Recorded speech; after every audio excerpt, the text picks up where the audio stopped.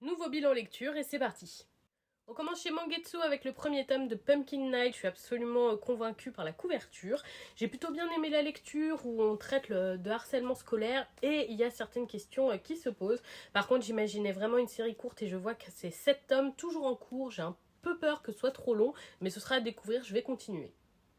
Chez Meian, j'ai lu le quatrième tome de Make Up With Mud. Le coup de cœur pour ce titre est toujours aussi grand. On découvre petit à petit notre héroïne qui s'émancipe de son fiancé et qui commence à s'ouvrir un peu plus aux autres. J'ai trop hâte de lire la suite, surtout qu'on a une révélation sur la relation entre deux personnages qui était vraiment incroyable. Le plot twist de fou. Chez Nobidobi, ensuite, j'ai lu le second tome du Château solitaire dans le miroir. J'adore ce titre, j'ai vraiment envie de lire le roman et de regarder le film. Ça parle aussi de harcèlement scolaire, on est en plein dans ce thème en ce moment. Et j'adore comme c'est abordé et comme les personnages s'ouvrent petit à petit aux autres. Je trouve cette lecture super agréable, j'ai envie d'en savoir plus et de le découvrir sous d'autres formes.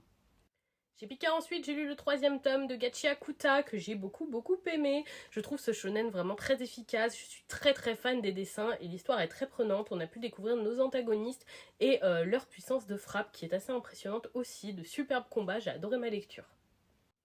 Et voilà pour ce bilan lecture. Dites-moi si vous avez lu certains de ces titres ou si certains vous tentent. Je serais curieuse de vous lire dans les commentaires.